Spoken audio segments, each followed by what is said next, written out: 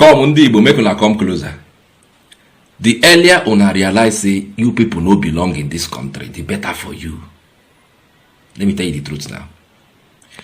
The better for you when you realize that Oboda I will give for you. Yes. Earlier you realize it, better for you.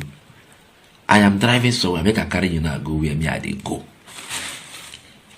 Insecurity, bye, where they happen everywhere. It's coming from a particular tribe. Fulani, whatever they call them. Hausa Fulani. Now there they come from. You get it. What is the government doing to address it? Government is negotiating with them. Government, they kiss them. Government is in romance with them. Government is in bed with them.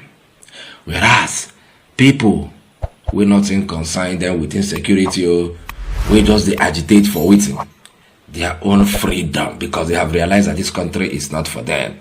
The champion ahead, the leader of that group, indigenous people of Biafra, you must see as they take sentence to life imprisonment.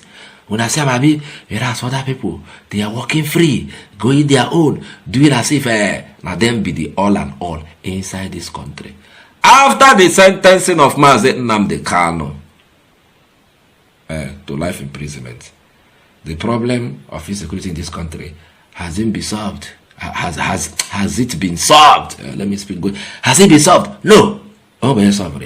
But they say that is their biggest terrorist that must be sentenced to life imprisonment. Once they sentence him, everywhere will calm down. Everywhere or come on another. No, that is the answer. These Hausa Fulani people now, they just had their conference. This in an Arewa Consultative Forum. Arewa Consultative Forum. They had their conference. They said that they celebrate conference. Say they celebrate 25 years of existence. 25 years of existence. As they are celebrating, you will think that focus should be on now this terrorism. How do we catch those that are giving us a bad name? They are our people, Abi. How do we hand them over to government? How do we bring them to book? How do we stop the kidnapping? By what they happen inside this country, we be saying now, them be run out. From one group, we get to Lukarawa. From the same ethnic group, we have Boko Haram. From the same ethnic group, Ongondo men, Sofis. From the same ethnic group, Fulani Hesmen. So from this one ethnic group, one. They are not addressing this, but you know what they are addressing?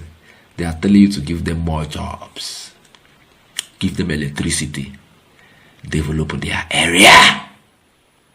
Are you getting it? And who is championing it for them? The richest man in Africa, Aliko Dangote. Watch you go the video. Insecurity will not go away by just force. Force will not work. It will subside the issue for a little while, but it will come up because it's a big industry. People who normally move to the other side of kidnapping, banditry, and co, because they have nothing doing. So if we concentrate on our own agriculture, we concentrate on the education first, agriculture, industry. By applying this will drive away all these vices away. They won't be there because, what attracts them is the lack of jobs. But when we create jobs, then the insecurity will go away. But you don't create jobs, it will keep multiplying year by year. We're only having these issues because we have not done the right things. All of us here that were here, including myself, were to be blamed of what is happening here.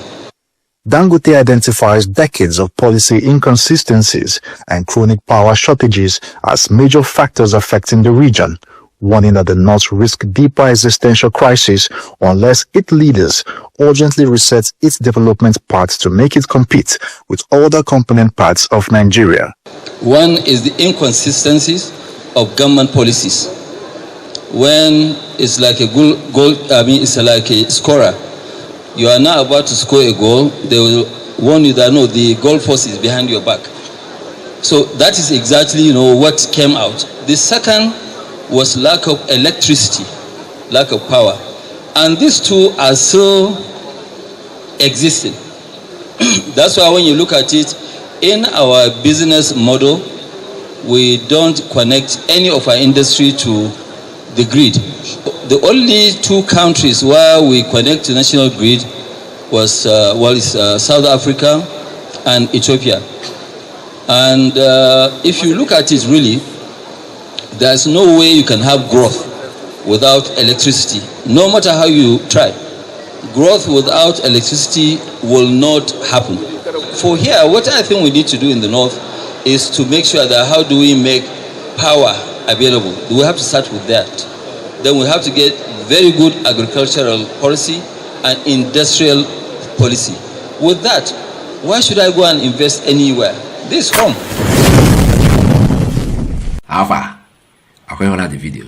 Oh yes. No other person is talking it now. Aliko Dangote, the richest man in Africa, the richest man in Nigeria. In fact, the richest black man on earth. So far, say you black all over the world.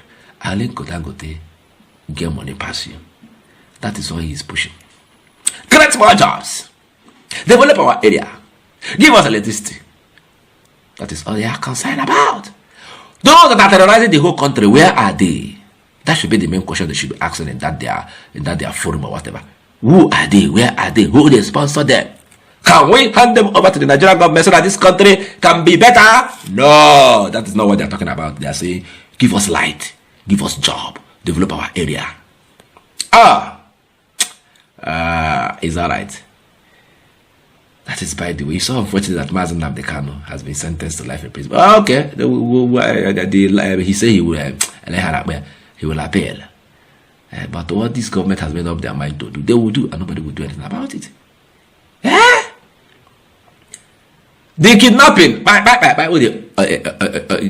this is ongoing inside this country. Government and they inside, now them be the terrorists. That the biggest terrorist that this country has ever faced since the creation of this government, too. And that government is the government sitting now. I will prove it to you. Aquana cast that they went and kidnapped people, 25 of them. They say they go kidnap people for inside Aquana, school girls within the age of 9 to 12.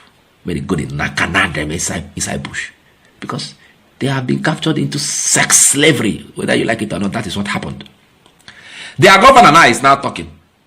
He said prior to that time, an order was given to withdraw all the soldiers, military people that were around that vicinity. And then he's asking, who gave that order? The same question that we have been asking for how many years now, since the genocide that happened, the massacre that happened at Lekki Toll Gate. Who gave the order? Nobody is answering that question. That governor is asking, who gave the order for the military people to be withdrawn from within that vicinity before that attack happened? I mean, can I see the governor of Kebbi State saying it himself? May not be like they lie. Watch.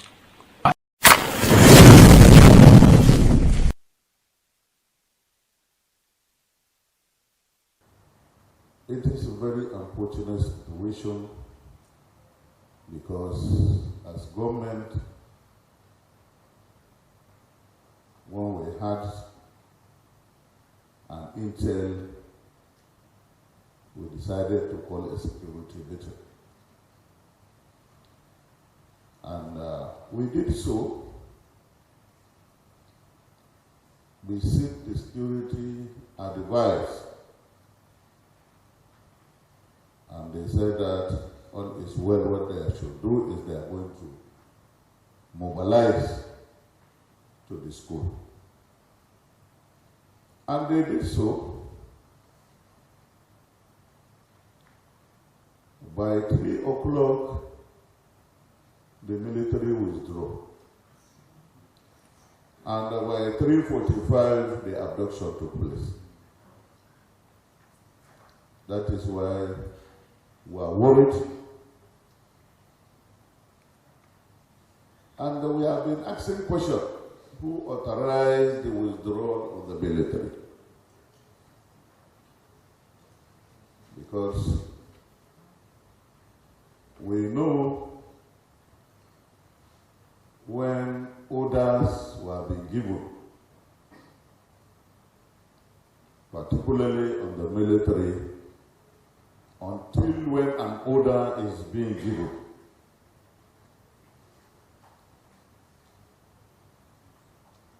And why, how does the security go from that school at that particular time? That is our worry. And we also ask the military authority to also investigate and find out who gave that order. Have you seen it? Now let us join him and ask, who gave that order? You will not agree with me that terrorists fool inside this government. They are the ones that should be on trial. Terrorists are everywhere. Sponsored by the government from the same ethnic group. It's alright. And they see some things where people they talk on top social media, we consider this life sentencing of Mazen Abdekano. So I'm blaming him, talking this one. Okay, see, make I tell you, you know, this thing will happen, now this sentencing from the Supreme and from the High Court, which is the least court that you can then from there go to appeal. What happened there is testing the waters. I said, don't test the waters. Now she said, Igbos are comfortable with it. Appeal will come out the same way. Supreme Court will come out the same way. Then they will tell you, do your work, because they know you will never do anything. I see posts everywhere. People don't say, talk rubbish! He deserves to die. Let him go to jail. Hey, calm down. Like Igbos, calm down. Woo! You tell our people to calm down if not them, or you want people to calm down. They're going to Casablanca everywhere. I did too weak. The earlier you realize that this country is not for you, the better. That is my message. I'll go see you later.